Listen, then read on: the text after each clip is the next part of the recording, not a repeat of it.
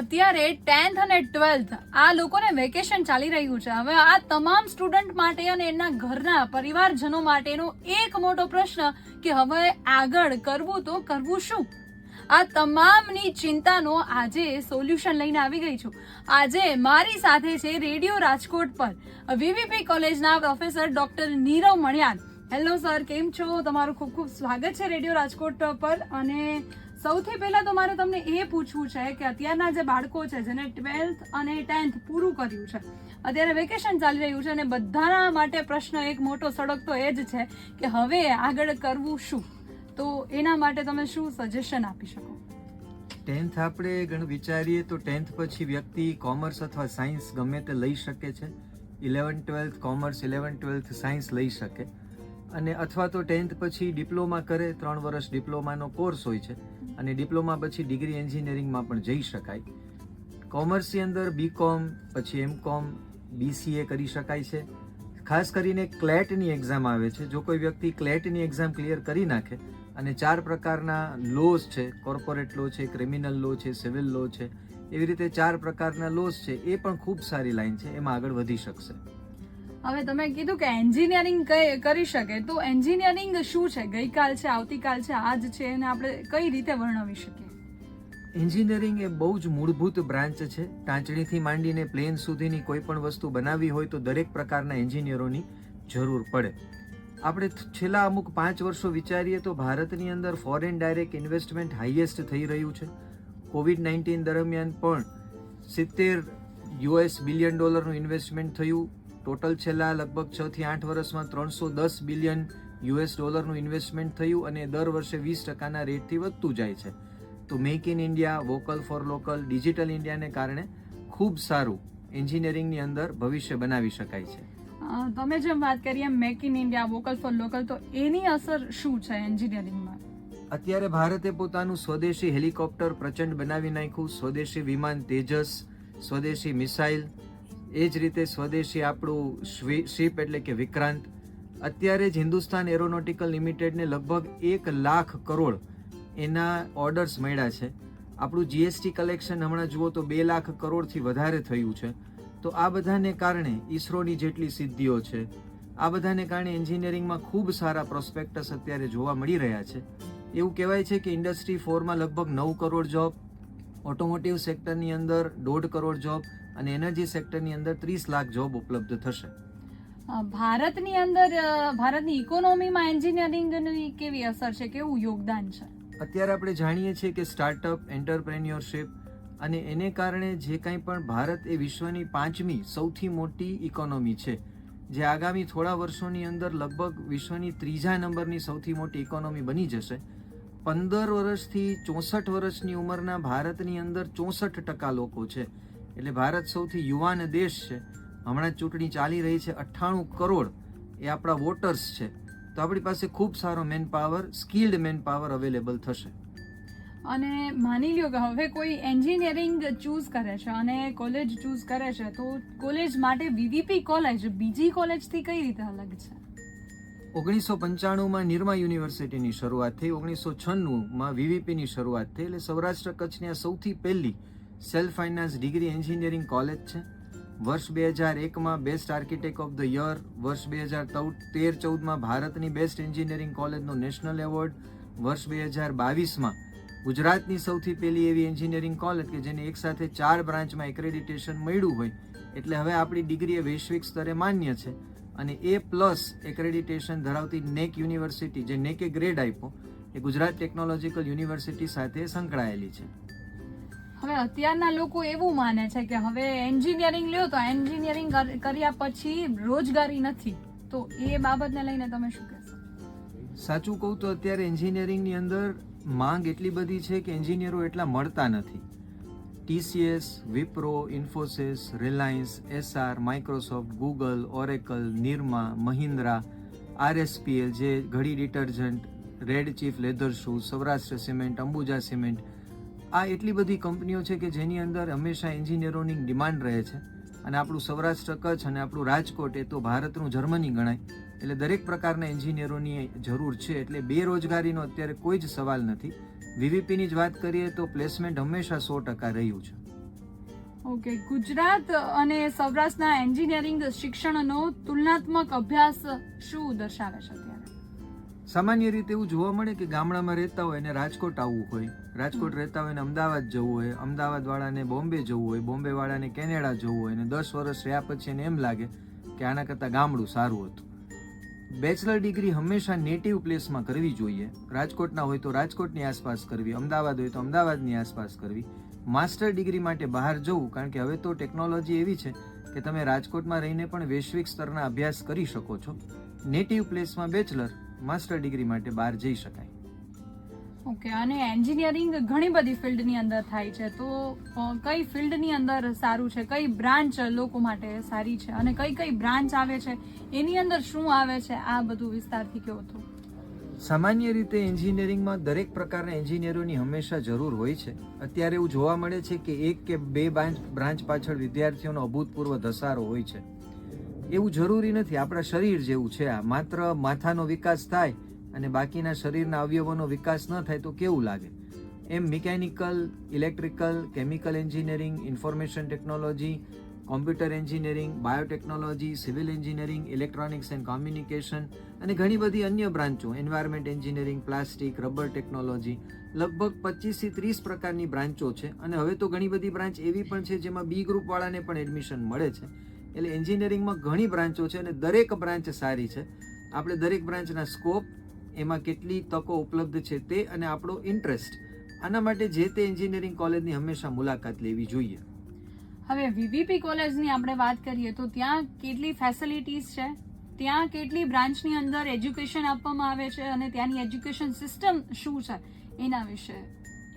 VVP engineering college Saurashtra કચ્છની સૌથી પહેલી સેલ્ફ ફાઇનાન્સ એન્જિનિયરિંગ કોલેજ. એમાં mechanical, electrical, chemical, information technology, biotechnology, computer engineering, electronics and communication અને civil engineering, આટલી branch છે. 32 એકરનું વિશાળ કેમ્પસ છે. આ વિશાળ કેમ્પસની અંદર માત્ર 3 જ કોલેજ ચાલે છે: એન્જિનિયરિંગ કોલેજ, આર્કિટેક્ચર કોલેજ અને ઇન્ટિરિયર ડિઝાઇન. એજ્યુકેશન સિસ્ટમ સંપૂર્ણપણે ગુજરાત ટેકનોલોજીકલ યુનિવર્સિટી સાથે, જે ખૂબ મોટી યુનિવર્સિટી છે. એવું કહી શકાય કે એશિયાની મોટામાં મોટી યુનિવર્સિટીઓમાં જે ટોપ 5 આવે એમાં તેનું નામ છે. તો ખૂબ સારું એજ્યુકેશન જીટીયુ દ્વારા વીવીપી એન્જિનિયરિંગ કોલેજ આપી રહી છે. હવે ત્યાંના પ્રોફેસરની વાત કરીએ આપણે, તો ત્યાંના પ્રોફેસરની પાસે કેટલું એજ્યુકેશન છે અને કેટલું અનુભવ ધરાવે છે કે સ્ટુડન્ટ કદાચ એજ્યુકેશન માટે કે એડમિશન માટે આવે તો એના માટે ખ્યાલ થાય. મારી જ વાત કરીએ તો હું પોતે કોલેજમાં 24 વર્ષથી છું. આવી રીતે 20 થી વધારે વર્ષોનો અનુભવ ધરાવતા 20 થી વધારે પ્રોફેસર, 10 થી વધારે વર્ષોનો અનુભવ ધરાવતા અનેક પ્રોફેસર, તમામ પ્રોફેસર માસ્ટર ડિગ્રી ધરાવે છે અને ઘણા બધા પ્રોફેસર પીએચડીની પદવી પણ ધરાવે છે. એટલે મોટાભાગના હેડ જે છે એ પીએચડી લેવલે પીએચડી તેઓએ કરી લીધું છે. આ કોલેજ એવી છે કે એના ટ્રસ્ટીઓ અહીંયાથી 1 પણ રૂપિયાનો પગાર bill, mobile bill, petrol bill કશું જ લેતા નથી અને સરકારના નિયમો પ્રમાણે પૂરેપૂરો પગાર આપે છે. એટલે ટર્નઓવર રેશિયો ખૂબ ઓછો છે અને મોટાભાગના અનુભવી પ્રાધ્યાપકો છે. અને હવે મેઇન વાત રહી કે લોકો એન્જિનિયરિંગ ફિલ્ડની અંદર આવી તો જાય છે, પણ એનો મેઇન પ્રશ્ન એ હોય છે કે પ્લેસમેન્ટ્સ. તો પ્લેસમેન્ટ્સ વિશે વાત કરીએ. પ્લેસમેન્ટ એ કોઈ પણ સંસ્થાનું એક હાર્દ છે, કોઈ પણ સંસ્થાનો પિલર છે. અને અત્યારે મલ્ટીનેશનલ કંપનીઓ દરેક સેક્ટરની અંદર, હવે તો ઓનલાઈન અને ઓફલાઈન બંને કેમ્પસ થાય છે, પ્લેસમેન્ટ પણ થાય છે. તો Nirma chemicals, Reliance, Essar, Infosys, Microsoft, Google, Oracle, વીવીપીના વિદ્યાર્થીઓ માઇક્રોસોફ્ટમાં પણ છે. વિદ્યાર્થી પોતાની ડ્રીમ કંપની બોલે. 100 થી વધારે કંપનીઓ એ વીવીપી એન્જિનિયરિંગ કોલેજમાં કેમ્પસ પ્લેસમેન્ટ માટે આવે છે અને છોકરાઓને પ્લેસમેન્ટ ખૂબ સારું આપે છે. એક છોકરી છે કોમ્પ્યુટર એન્જિનિયરિંગમાં, નીતિ મોદી, જેને માઇક્રોસોફ્ટમાં 16 લાખ રૂપિયાનું પેકેજ મળ્યું. હમણાં અદાણીમાં 9 છોકરાઓને 6.5 લાખ રૂપિયાનું પેકેજ મળ્યું. રિલાયન્સમાં 7.5 લાખ મળતા હોય છે. નિરમા કેમિકલ્સ, મહિન્દ્રા, ખૂબ સારું પ્લેસમેન્ટ રાજકોટમાં રહીને વીવીપી કરી રહી છે. આ જ કોલેજને જો પૈડા મૂકીને અમદાવાદ મૂકી દઈએ ને તો એ બીજી કોઈ પણ યુનિવર્સિટીને હંફાવે. આ એક લોકેશનનો ક્યારેક ડિસએડવાન્ટેજ હોય છે, પણ કોઈ પણ કંપની એવી નથી કે જે વીવીપીમાં ન આવતી હોય પ્લેસમેન્ટ માટે. ગુજરાતમાં એડમિશનની પ્રોસેસ કઈ રીતની છે? ગુજરાતમાં ખૂબ સારી એડમિશનની પ્રોસેસ છે. ACPC, admission committee four professional courses. માત્ર 350 રૂપિયાનું એક ફોર્મ આપણે લઈ લઈએ, આખી પ્રોસેસ ઓનલાઈન થાય છે. અત્યારે એસીપીસીનું રજિસ્ટ્રેશન ચાલુ છે. ત્યારબાદ ઓનલાઈન જ મેરિટ લિસ્ટ ડિક્લેર થશે. એ પછી વિદ્યાર્થીએ પોતાની એક ચોઇસ આપવાની રહે છે ઓનલાઈન. વિદ્યાર્થી ગમે તેટલી કોલેજની ગમે એટલી ચોઇસ આપી શકે છે. પહેલો રાઉન્ડ મોક રાઉન્ડ હોય છે, એટલે કે પ્રેક્ટિસ રાઉન્ડ, જેમાં વિદ્યાર્થીને ખ્યાલ આવે કે મને ક્યાં એડમિશન મળશે. એના પછીનો રાઉન્ડ એ રાઉન્ડ 1, જે એકચ્યુઅલ એડમિશન રાઉન્ડ હોય છે. અને પછી રાઉન્ડ 2માં રીશફલિંગ રાઉન્ડ હોય છે. ACPC admission committee four professional courses ખૂબ સારી વ્યવસ્થા ઓનલાઈન એડમિશન પ્રોસેસ છે. વીવીપી એન્જિનિયરિંગ કોલેજમાં એસીપીસીનું હેલ્પ સેન્ટર પણ છે, જે વિના મૂલ્યે ફ્રી ઓફ કોસ્ટ દરેક જાતનું ગાઈડન્સ અને દરેક જાતની સુવિધા આપે છે. ગુજરાતની અંદર એન્જિનિયરિંગનો સિનારિયો શું છે? લગભગ ગુજરાતની અંદર 135થી વધારે એન્જિનિયરિંગ કોલેજો છે અને 75,000થી વધારે સીટ છે.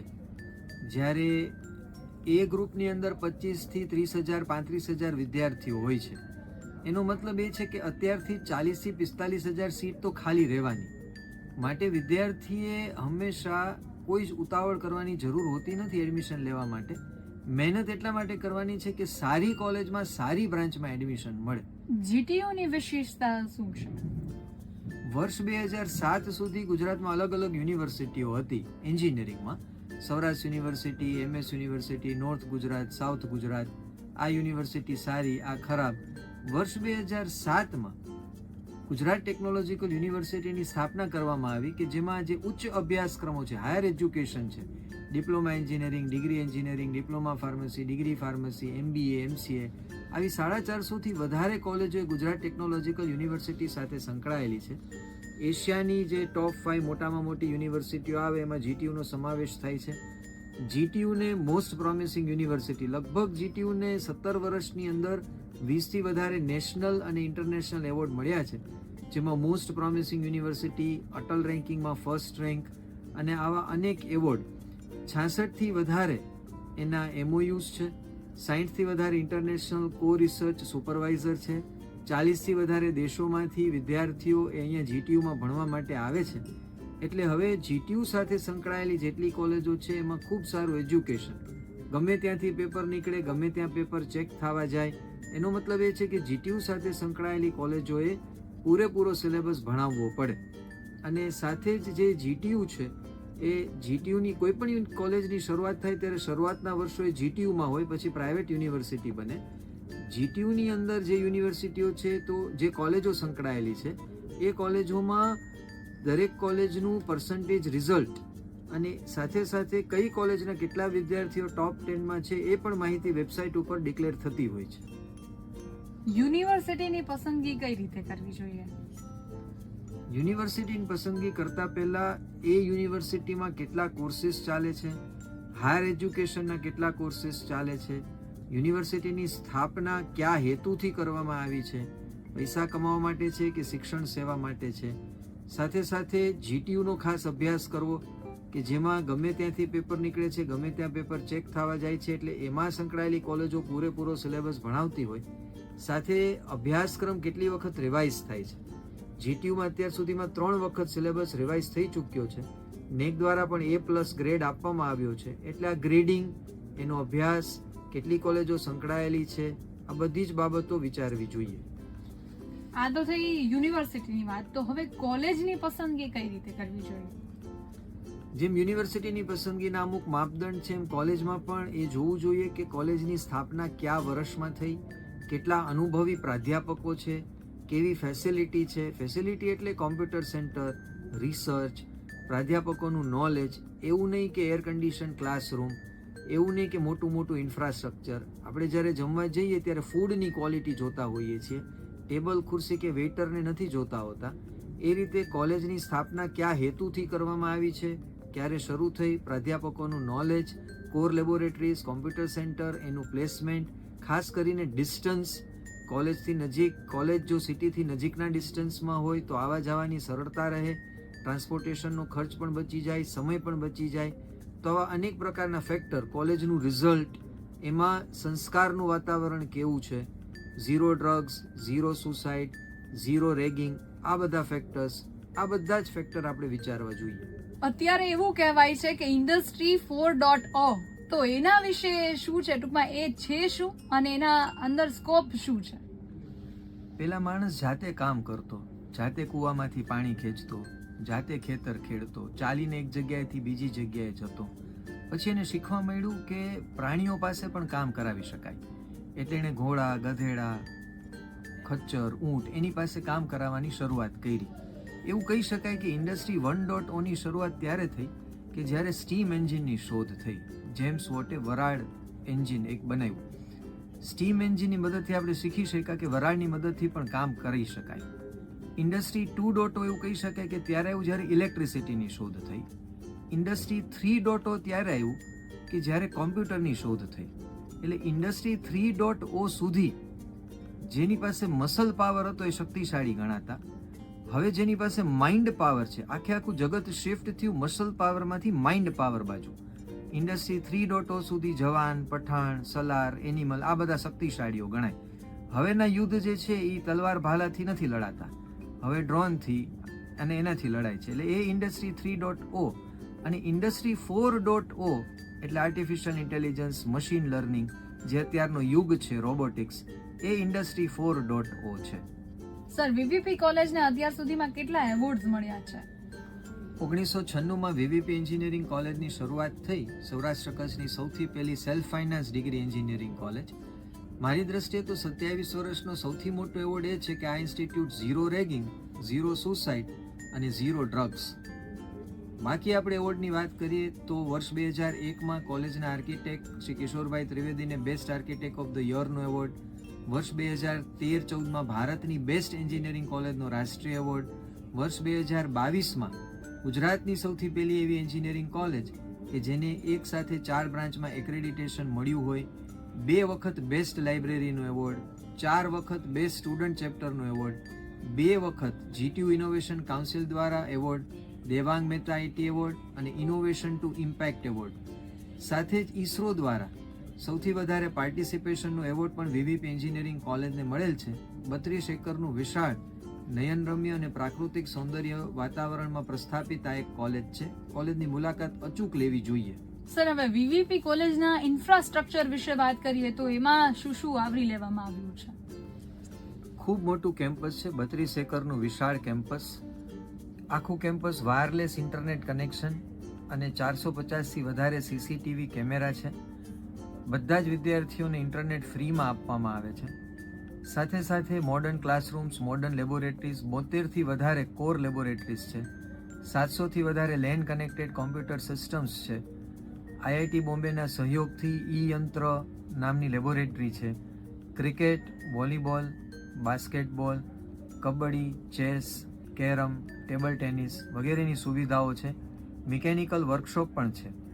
લાઇબ્રેરીની અંદર 58,500થી વધારે ટેકનિકલ બુક અને ખાસ અગત્યનું 5,000થી વધારે નોન ટેકનિકલ બુક, 14,000થી વધારે બુક ટાઇટલ્સ, 80થી વધારે પ્રિન્ટ જર્નલ અને મેગેઝિન્સ છે.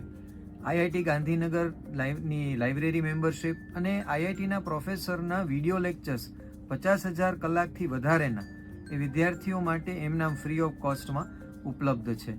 કોલેજમાં જ એટીએમ છે, કોલેજમાં જ બેંક ફેસિલિટી છે, 24 કલાકની સિક્યોરિટી સાથે English language lab, audio visual classroom, 250 kilovolt એમ્પિયરનું ડીઝલ જનરેટર સેટ, આ બધી જ સુવિધાઓ અને સૌથી અગત્યનું આખા ગુજરાતની કોઈ એન્જિનિયરિંગ કોલેજમાં ન હોય એવું 1500થી વધારે કેપેસિટીનું એર કન્ડિશન ઓડિટોરિયમ અને બીજા 2 ઓડિટોરિયમ સેમિનાર માટે, જેમાં એકની કેપેસિટી 190 અને બીજાની 120.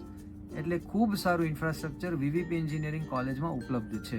એન્જિનિયરિંગ ફિલ્ડની અંદર જ્યારે કોઈ સ્ટુડન્ટ એડમિશન લે છે તો એને કઈ કઈ જાતની સ્કોલરશિપ મળશે? આ ખૂબ સારો પ્રશ્ન છે. આજના મોંઘવારીના સમયમાં સરકાર દ્વારા અનેક પ્રકારની સ્કોલરશિપ વિદ્યાર્થીઓને મળી રહી છે. સૌથી અગત્યની સ્કોલરશિપ છે TFWS, tuition fee waiver scheme, કે જેમાં વિદ્યાર્થી કોઈ પણ દરેક કોલેજની અંદર 5% સીટ રિઝર્વડ છે. જો એ 5%માં વિદ્યાર્થી એડમિશન લે છે તો એને કોઈ પણ પ્રકારની 4 વર્ષની ફી ભરવી પડતી નથી. પણ આના માટે કુટુંબની વાર્ષિક આવક 8 લાખ રૂપિયાથી ઓછી હોવી જોઈએ. બીજી એક ખૂબ સારી યોજના છે MYSY, મુખ્યમંત્રી યુવા સ્વાવલંબન યોજના. જો વિદ્યાર્થીને 12થમાં 80થી વધારે પર્સન્ટાઇલ છે અને કુટુંબની વાર્ષિક આવક 6 લાખ રૂપિયાથી ઓછી છે તો એની 50% ફી, એમાં અપર લિમિટ છે 50,000 રૂપિયા સુધી, એ સરકાર આપે છે. ફ્રી શિપ કાર્ડ SC/ST કેટેગરીમાંથી જો કોઈ વિદ્યાર્થી આવે છે અને એના કુટુંબની વાર્ષિક આવક જો 2.5 લાખ રૂપિયાથી ઓછી છે તો એની 4 વર્ષની એન્જિનિયરિંગની ફી એ સરકાર પોતે ભરે છે. સાથે જ જે કાંઈ પણ સમરસ હોસ્ટેલ છે એમાં રહેવા જમવાનું પણ વિદ્યાર્થીઓને ફ્રીમાં હોય છે, SC/ST વિદ્યાર્થીઓને. બીજી એક પ્રગતિ સ્કોલરશિપ કેન્દ્ર સરકારની ખૂબ સારી સ્કોલરશિપ છે દીકરીઓ માટે. જો એક જ બેન હોય, એને ભાઈ ન હોય અથવા મેક્સિમમ 2 દીકરીઓ હોય તો કેન્દ્ર સરકાર દર વર્ષે મેરિટ બેઝ ઉપર 3000 વિદ્યાર્થીનીઓને દીકરીઓને સિલેક્ટ કરી અને વાર્ષિક 50,000 રૂપિયાની સ્કોલરશિપ આપે છે. આવી અનેક પ્રકારની સ્કોલરશિપ એ વિદ્યાર્થીઓને મળતી હોય છે.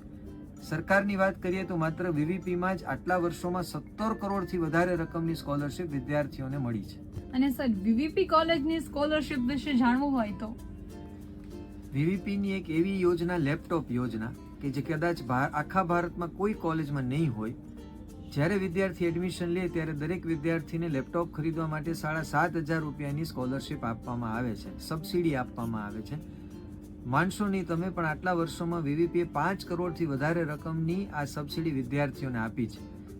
તો તમને પણ તમારા મનના પ્રશ્નનો જવાબ ડોક્ટર નીરવ સર પાસેથી મળી ગયો હશે. તો જલ્દીથી તમારે તમારા ભવિષ્યની ચિંતા મૂકી અને જે તમે તમારા મનની અંદર વિચાર્યું છે એ સમજીને તમારે એ રસ્તે પગલાં આગળ વધારવા જોઈએ.